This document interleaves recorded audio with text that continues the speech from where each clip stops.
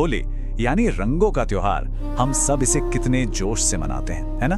पर क्या कभी ये सोचा है कि होली से ठीक एक रात पहले जो आग जलाई जाती है, उसके पीछे कितनी पुरानी और शक्तिशाली कहानी छुपी हुई है? चलिए आज उसी कहानी को थोड़ा और करीब से जानते हैं। तो सवाल यही है कि आखिर क्यों होली की शाम को इतना बड़ा अलाव जलाया जाता है, जिसे हम सब होलिका दहन कहते हैं। देखिए, ये सिर्फ एक परंपरा या रस्म नहीं है, इसके पीछे छिपी है अच्छाई और बुराई के बीच हुए एक बहुत बड़े संघर्ष की कथा। इस सवाल का जवाब हमें हजारों साल पीछे ले जाता है, त्रेता युग में। उस समय एक बहुत ही शक्तिशाली और अहंकारी राक्षस राजा हुआ करता था, जिसका नाम था हिरण्यकश्यप।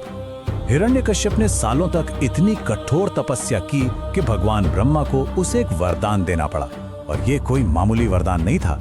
इस वरदान ने उसे लगभग अमर ही बना दिया था।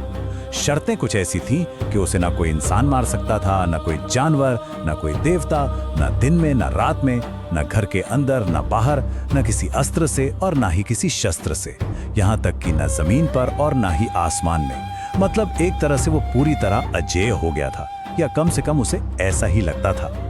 और बस इतनी शक्ति मिलते ही उसका अहंकार 7वें आसमान पर पहुंच गया। उसने खुलेआम ऐलान कर दिया, मैं स्वयं ही भगवान हूं।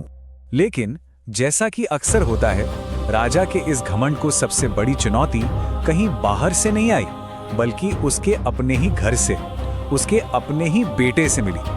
और यहीं से कहानी में असली टकराव शुरू होता है। एक तरफ था पिता हिरण्यकश्यप, जो चाहता था कि सब उसी की पूजा करें, और दूसरी तरफ था उसका बेटा प्रहलाद, जो भगवान नारायण का परम भक्त था।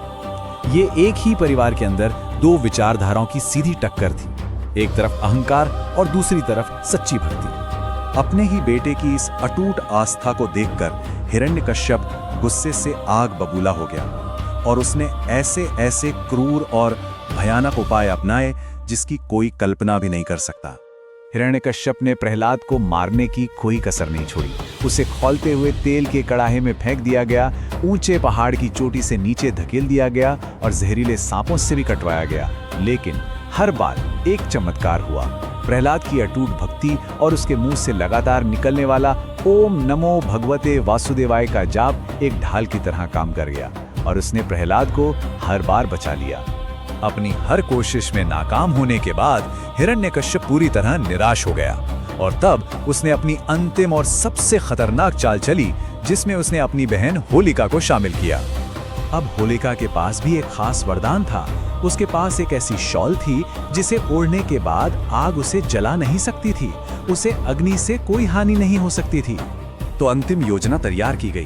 तय हुआ कि होलिका प्रहलाद को अपनी गोद में लेकर एक धधकती हुई चिता के बीचों बीच बैठ जाएगी। इरादा बिल्कुल साफ था, प्रहलाद उस आग में जलकर भस्म हो जाएगा और होलिका अपने वरदान के कारण सुरक्षित बच निकलेगी। और फिर वो घड़ी आई। जैसे जैसे आग की लपटें आसमान को छूने लगीं, ये सिर्फ आग की परीक्षा नहीं थी, ये भक्ति और अहंकार की असली परीक्षा थी। लेकिन फिर जो हुआ वो किसी ने सोचा भी नहीं था। उस आग ने होलिका को तो जलाकर राख कर दिया, लेकिन भक्त प्रहलाद वो बिना एक खरोच के पूरी तरह सुरक्षित उस आग से बाहर निकल आया। तो सवाल उठता है कि होलिका का वरदान आखिर काम क्यों नहीं किया? वो इसलिए क्योंकि कोई भी वरदान या शक्ति जब अच्छे कामों के लिए मिलती है तो उसका इस्तेमाल भी सही इरादे से ही होना चाहिए। होलिका ने अपनी शक्ति का इस्तेमाल एक निर्दोष भक्त को मारने के लिए किया, एक बुरे काम के लिए। और जैसे ही उसने अपनी शक्ति का दुरुपयोग किया, वो वरदान निष्प्रभावी हो गया, खत्म हो गया। और बस तभी से होलिका दहन की ये रस्म सिर्फ आग जलाने की एक परंपरा नहीं, बल्कि अहंकार और बुराई के जलने और सच्ची शुद्ध भक्ति की शानदार जीत का प्रतीक बन गई। तो जो सवाल हमने शुरू में पूछा था, उसका जवाब यही कहानी है। यह हजारों साल पुरानी कहानी आज भी हमें एक बहुत गहरे सवाल के साथ छोड़ जाती है। अहंकार और आस्था के बीच की ये जो लड़ाई है, क्या ये सिर्फ कहानियों में होती है, या आज के जमाने में भी हमारे आसपास और शायद हमारे अंदर भी हर रोज चलती रहती है? इस पर